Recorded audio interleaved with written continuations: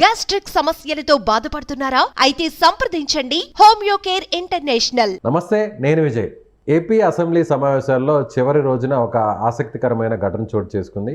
అదే AP deputy CM Pawan Kalyan, అదేవిధంగా మాజీ మంత్రి, ప్రస్తుతం ఎమ్మెల్సీగా ఉన్న వైసీపీ కీలక నాయకుడు బొత్స సత్యనారాయణ.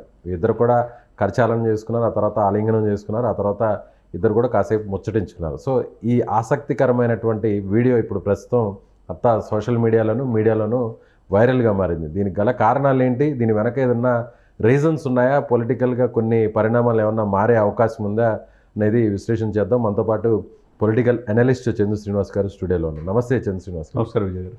ఎప్పుడూ లేనిది ఒక ఇంట్రెస్టింగ్ వీడియో ఒకటి బయటకు వచ్చింది.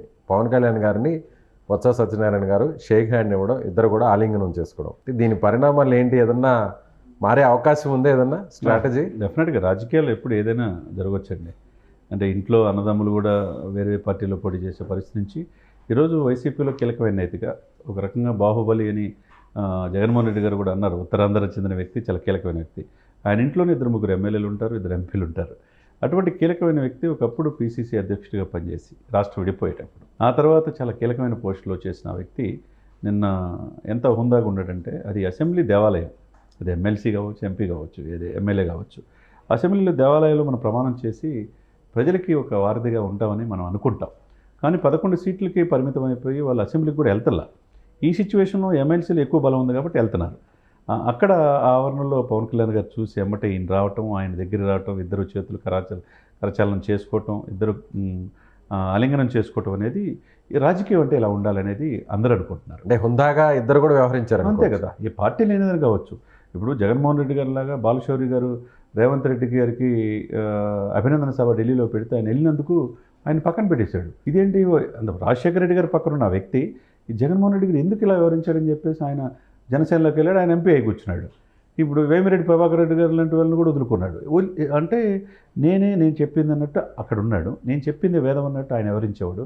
కానీ పవన్ కళ్యాణ్ గారు చూడండి, పార్టీలకు అతీతంగా పార్టీ బొత్స గారిని ఇప్పుడు కాదు కదా. అంటే మీరు చెప్పేదాన్ని బట్టి చూస్తే బొత్స సత్యనారాయణ గారికి ఏదో టార్గెట్ ఉందనుకోవచ్చు.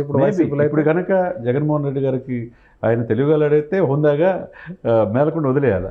లేకపోతే ఎందుకు వెళ్ళావన్నా, నువ్వు ఎందుకు వెళ్తావు, నాకు నచ్చలేదు అన్నాడు అనుకోండి, నువ్వు నాకు నచ్చలేదు, మీ నాన్నే కరెక్ట్ అని చెప్పి పవన్ దగ్గరికి వెళ్ళినా ఆశ్చర్యపడాల్సిన అవసరం లేదు. అంత దూరం వస్తుందో రాదో కానీ పరిస్థితులు అయితే అలా మారేయడానికి కూడా ఛాన్స్ ఉందంటారు. ఛాన్స్ ఉంటుంది కదా, అంతే కదండి. ఉత్తరాంధ్ర ఇప్పుడు సామినేని ఉదయభాను వైసీపీ నుంచి వచ్చాడు, నీతో పాటు నడుస్తున్నాడు, అన్కండిషనల్గా తీసుకున్నాడు, కృష్ణా జిల్లా అధ్యక్షుని చేశారు. అట్లా బాలినేని శ్రీనివాసరెడ్డి ప్రకాశం జిల్లా నుంచి వచ్చాడు. చాలామంది వద్దన్నా కానీ నా పార్టీ నాకు ముందు ముఖ్యం అని చెప్పేసి కిలార్ రోసే వచ్చారు. గుంటూరు నుంచి ఉమారెడ్డి అల్లుడు కిలార్ రోసే, ఆయన పొన్నూరు ఎమ్మెల్యేకి చేసిన వ్యక్తి, గుంటూరు ఎంపీకి చేసిన వ్యక్తి. ఆ వ్యక్తి వచ్చాడు, తీసుకొచ్చి ఆయనకి ప్రాధాన్యత ఇచ్చాడు. అంటే పార్టీని గ్రాస్ రూట్లో తేయడానికి పవన్ కళ్యాణ్ గారు ప్రయత్నం చేస్తారు. అంటే దీంట్లో ప్రజల్లో ఉండే వ్యక్తులనే తీసుకుంటారు, ఎవరు పడితే వాళ్ళు తీసుకోవట్లా. అది జనసేనలో కనపడుతుంది. కాబట్టి ఇది ఏదైతే ఉందో, మనం అసెంబ్లీలో పోరాడుకుంటాం, కొట్లాడుకుంటాం, విధానపరమైన నిర్ణయాలు ఉండాలి తప్పితే ఇప్పుడు శాశ్వత శత్రులుగా ఉండకూడదు. ఇది హుందాగా ఉంది. పార్టీలు వేరైనా ఒకళ్ళొకరు పలకరించుకోవటం, ఆలింగనం చేసుకోవటం. ఆ పక్కనే తాడిచే చంద్రశేఖర్ ఉన్నాడు, ఎమ్మెల్యే ప్రకాశం జిల్లా. ఇద్దరు గెలిస్తే దర్శి ఎర్రగొండపాలెం గెలిచాడు, తాడిపత్రి చంద్రశేఖర్, ఆయన కూడా చెదరగొట్టుగానే ఉన్నాడు. అంటే గౌరవించుకోవాలి, ఒకరికొకరు ఇచ్చిపుచ్చే ఇదిలో ఉండాలి. కానీ ఏదో అదే వీడియోలో ఇంకొక ఇన్సిడెంట్ కూడా మీరు గమనించలేదు, పెద్దిరెడ్డి రామచంద్రారెడ్డి గారు వస్తున్నారు, ఆయన కూడా వెనక్కి తిరిగి చూస్తున్నారు అక్కడ. అవును, ఆయన ఒంటరిగా వెళ్తున్నారు, ఆయన ఒక్కడే కరెక్టే. ఇదిగో పిఎస్సి చైర్మన్గా ఉండాల్సిన వ్యక్తి ఎన్నికల్లో ఆయన బరిలో దిగారు, అనూహ్యంగా అక్కడ పులపర్తి రామయ్య జనసేన అభ్యర్థిని పిఎస్సి చైర్మన్ చేశారు. అంటే పెద్దిరెడ్డి ఎంత ఇది చేసిన వ్యక్తి ఒంటరిగా వెళ్ళిపోతున్నాడు అక్కడ. హుందాగా వివరించి బొత్స గారు అక్కడ ఉప ముఖ్యమంత్రి ఇద్దరు కలిసి చక్కగా మాట్లాడుకోవటం, ఇది రాజకీయాల్లో అందరూ స్వాగతించాలి.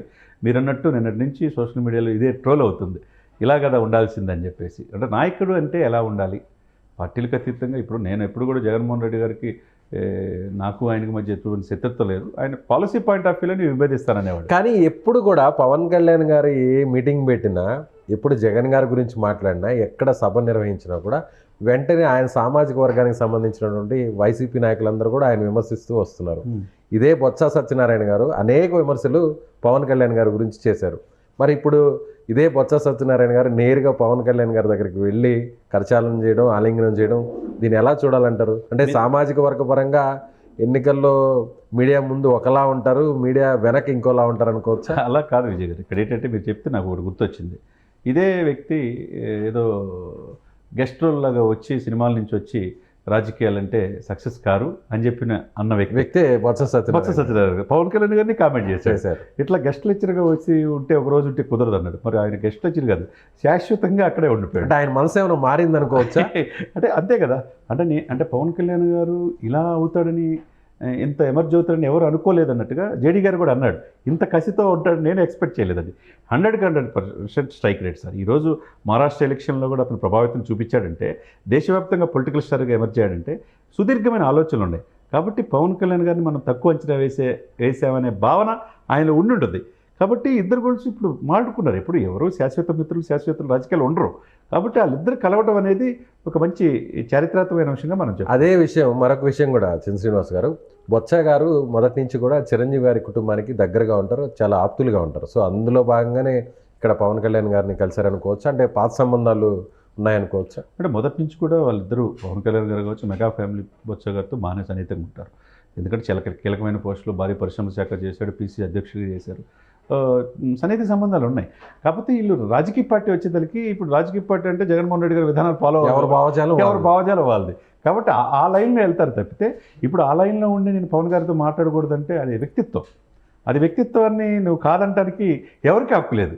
కాబట్టి అక్కడ పలకరింపు అనేది, అక్కడ ఏంటి అనేది ఒక హ్యూమన్ బీయింగ్, ఒక స్నేహపూర్వక వాతావరణంలో రాజకీయ పార్టీలు ఉండాలనే దానికి నిలువెత్తు నిదర్శనంగా మనం బొత్స గారిది పవన్ది సమావేశం మనం చూడాలి. అంటే ఒక కోణంలో చూస్తే హుందాగా వ్యవహరించాలి కాబట్టి ఇద్దరు నాయకులు అక్కడ పలకరించుకున్నారు, సంభాషించుకున్నారు, కాసేపు ముచ్చటించుకున్నారు, గౌరవంగా ఒకరినొకరు కరచాలనం చేసుకొని ఆలింగనం చేసుకున్నారు. ఇంకో కోణం చూస్తే దాన్ని ఎలా చూడాలంటారు?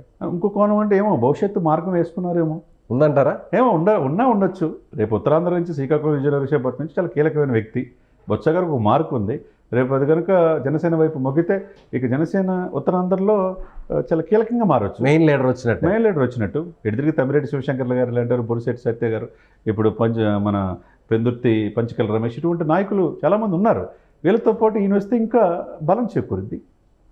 కాలమే నిర్ణయించాలి. మరి చూద్దాం శ్రీనివాస్ గారు. ఇది చంద్ర శ్రీనివాస్ గారు చెప్తున్నట్టు ఖచ్చితంగా ఇది ఒక రాజకీయాల్లో హుందాతనంగా ఉండడం కోసమే ఒకరొకరు ఎదురుపడితే గౌరవం కోసం ఇద్దరు కూడా పలకరించుకున్నారు, సంభాషించుకున్నారు.